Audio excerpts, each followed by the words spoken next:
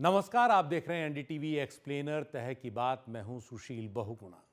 मान लीजिए आप हफ्तों की मेहनत से कोई पेंटिंग बनाएं, उसे बनाते हुए अपनी सारी कला, सारे जज्बात उसमें उतार दें, सारा कौशल उसमें उतार दें, और उधर कोई दूसरा किसी मशीन का इस्तेमाल कर उसे ही पल भर में बना दें।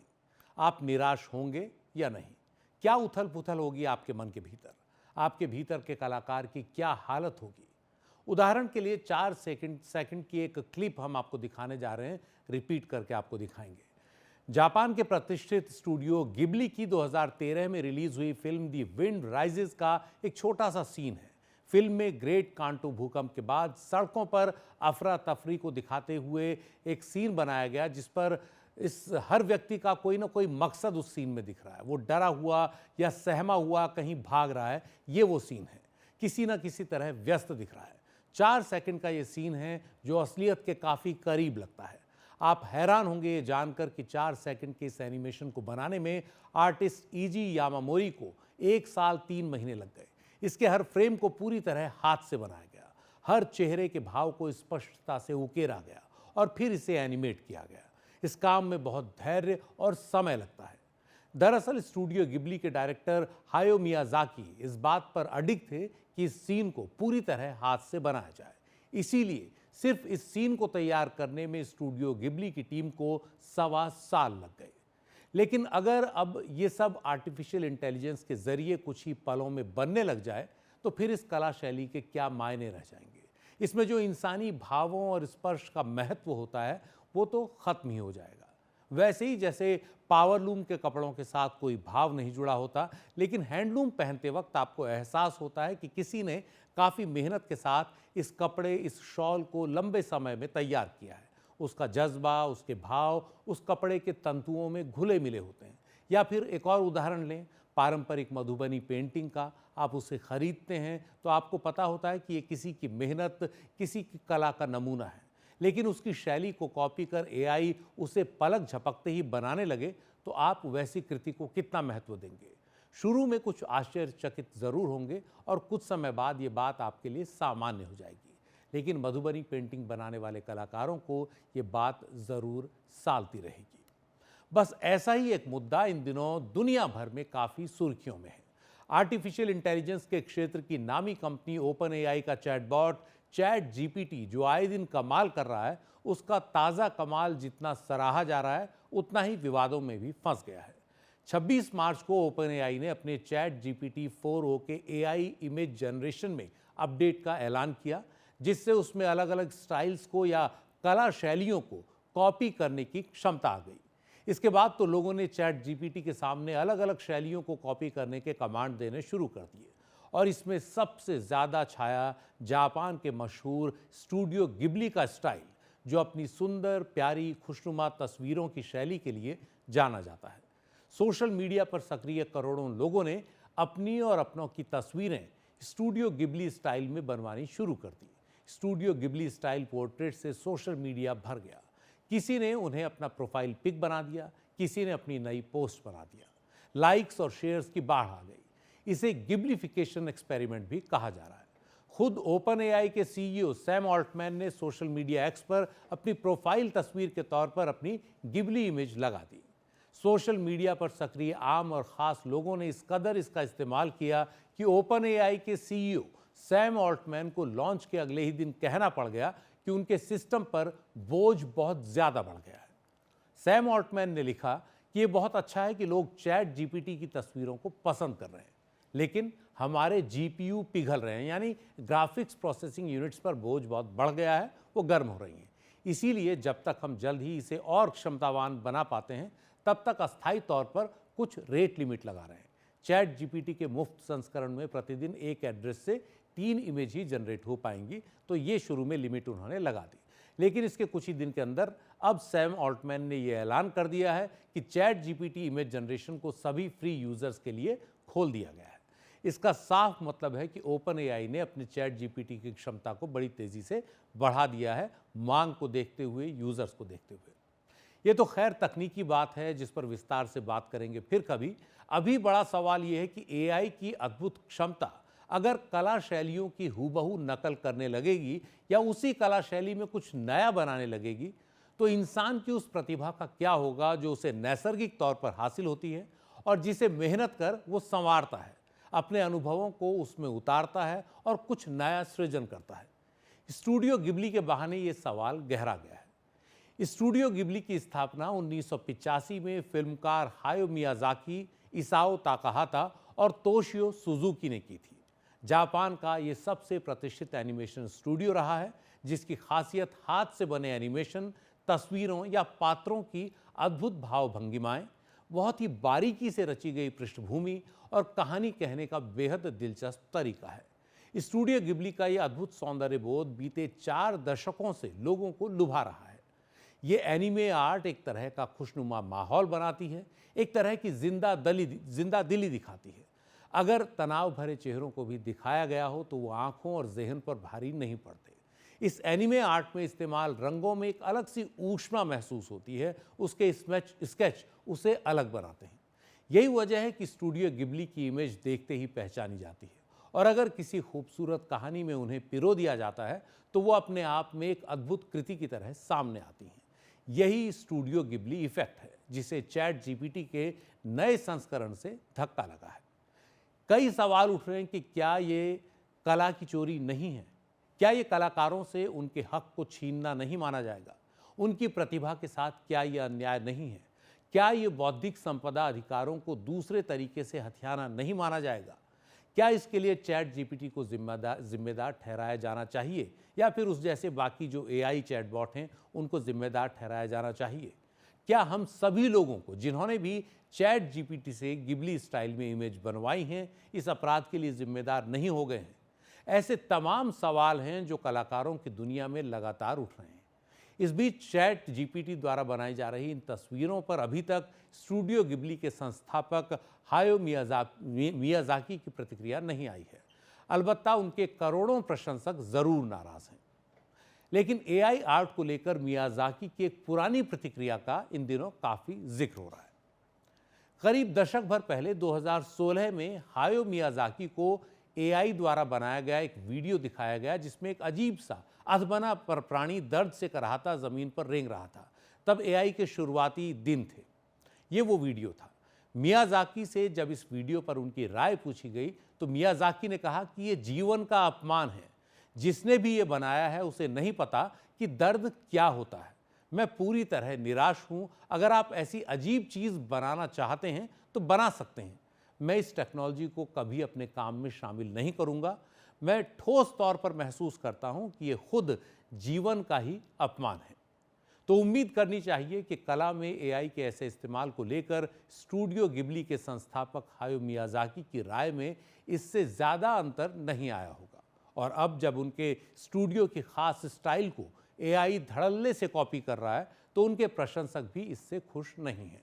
हालांकि चैट जीपीटी की ओर से पिछले मंगलवार को पेश एक टेक्निकल पेपर में कहा गया कि नया एआई टूल व्यक्तिगत कलाकारों की शैली को कॉपी करने में थोड़ा रूढ़िवादी दृष्टिकोण रखेगा। अगर कोई यूजर किसी जीवित कलाकार की स्टाइल में इमेज जनरेट करने को कहेगा तो उससे इनकार कर दिया जाएगा, लेकिन स्टूडियो स्टाइल्स को मोटे तौर पर कॉपी करने की इजाजत बनी रहेगी। लेकिन कलाकारों के लिए एक नई चुनौती भी ये बन चुका है। दरअसल किसी कलाकृति को बनाना अपने आप में एक साधना है। कलाकार अपने सारे अनुभवों और भावों को पूरी सूक्ष्मता के साथ कैनवस पर उकेर देता है, अपने पात्रों की हर भाव भंगिमा को बारीकी के साथ उतारता है, रंगों और स्ट्रोक से अपनी पेंटिंग में जीवन भर देता है। लेकिन मशीनी सोच से भरी दुनिया में शायद इन भावों की अहमियत खोती जा रही है। ओपन एआई के चीफ सैम ऑल्टमैन ने अब ऐलान कर दिया है कि चैट जीपीटी का जो नया फीचर है उसे यूजर्स के लिए फ्री कर दिया गया है, जो अब तक प्रीमियम यूजर्स के लिए उपलब्ध था। हालांकि ऐसा पहली बार नहीं है कि किसी एआई सिस्टम के अंदर किसी खास शैली को तैयार करने की क्षमता आई हो। जैसे हमने आपको बताया, चैट जीपीटी के अलावा ग्रॉक 3 में भी ये है, लेकिन ये हर रोज़ अब नई ऊंचाइयों पर पहुंच रहा है। बहुत ही आसान तरीके से कला शैली को हूबहू कॉपी करने में एआई सक्षम हो गया है। इस पूरे मुद्दे पर ज़्यादा चर्चा के लिए हमारे साथ हैं जाने माने फोटोग्राफर, ग्राफिक डिज़ाइनर और फिल्म मेकर पार्थिव शाह। पार्थिव शाह जी, आपका स्वागत है। मेरा पहला सवाल आपसे ये है कि ओपन एआई के चैट जीपीटी द्वारा गिबली स्टूडियो की शैली में बनाई जा रही तस्वीरों के विवाद पर आपका क्या कहना है? एआई तो किसी भी कला शैली को अब कॉपी करने की क्षमता रखता है। क्या आपको लगता है कि एआई ने इस तरह कला की दुनिया में गैर ज़रूरी सेंध लगा दी और कलाकारों की दुनिया को उनसे छीनने की कोशिश की है? क्या आप इसे बौद्धिक अधिकारों का हनन भी मानते हैं? ये जी बिल्कुल बौद्धिक जो हमारे राइट्स है उसका हनन है, क्योंकि ऐसा है कि नॉर्मली तो हमें परमिशन देनी पड़ेगी। अगर जैसे हुसैन हो गए या तैयब मेहता हो गए या हक्कू शाह हो गए, कोई भी हो गया, जो इनका अगर पेंटिंग्स को कंप्यूटर को सिखाया जाए उनकी शैली, तो वो तो सीख लेगा। मतलब कोई कंप्यूटर को ज़्यादा टाइम लगेगा, कोई ऐप को कम टाइम लगेगा, मगर वो सीख तो लेगा।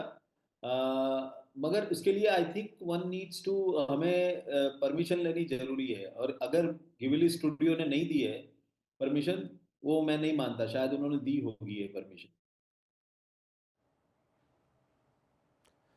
पार्थिव शाह जी, एक मशीन द्वारा बनाई गई किसी कृति और एक इंसान द्वारा बनाई गई किसी कृति के अंदर जो अंतर है, उसे आप कैसे समझाएंगे? हो सकता है कि मशीन ने जो बनाया हो वो ज़्यादा परफेक्ट हो, इंसान की कृति में कुछ कमियां छूट गई हों। मशीन जो है वो इंसान को ही सिखाना पड़ेगा मशीन को, और वो थोड़ा सा फास्ट कर लेता है, वो थोड़ी चीज़ें और ज़्यादा अच्छी कर लेता है। मगर अगर हम अपना ही चेहरा देखें या मेरी उंगलियां देखें, तो वो सारी अलग अलग होती है। मेरे दोनों कान अलग है, मेरी दोनों आंखें अलग है। तो वो कंप्यूटर सीधी कर देगा, स्ट्रेट कर देगा, तो उससे कोई मज़ा नहीं आएगा। मतलब वो परफेक्ट किसके लिए है? मेरे लिए तो परफेक्ट नहीं है। हो सकता है कुछ लोगों के लिए परफेक्ट हो। जैसे हम मुगलिया आर्किटेक्चर में देखते हैं कि एवरीथिंग इज वेरी सिमेट्रिकल, तो वैसे तो हमारा बॉडी बना नहीं है, सिमेट्रिकल नहीं है, हृदय भी एक ही है। तो एआई जो है वो सीख तो लेता है, मगर उसको जो एक ह्यूमन इमोशन है उसमें नहीं है। तो वो इमोशन तो नहीं पैदा कर सकता है। एक ही मुझे इसमें एक परेशानी ये भी लग रही है कि हम जब फोटोग्राफ अपलोड करते हैं ग्रॉक में या चैट जीपीटी पे, तो हम उसका राइट दे देते हैं। तो जैसे मेरा फोटो या मेरी पत्नी का फोटो या मेरी बेटी या बेटे का फोटो मैं लगा देता हूँ, तो क्या हो जाता है कि वो उनका राइट हो जाता है, फिर वो उनको यूज कर सकते हैं। और हम सारे लोग ये अपलोड कर करके उनको पूरा राइट्स दे रहे हैं, which is very dangerous according to मी।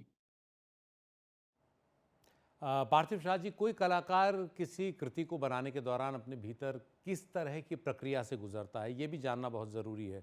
चाहे वो कोई पेंटिंग बना रहा हो, कोई मूर्ति बना रहा हो या कोई और सृजन कर रहा हो।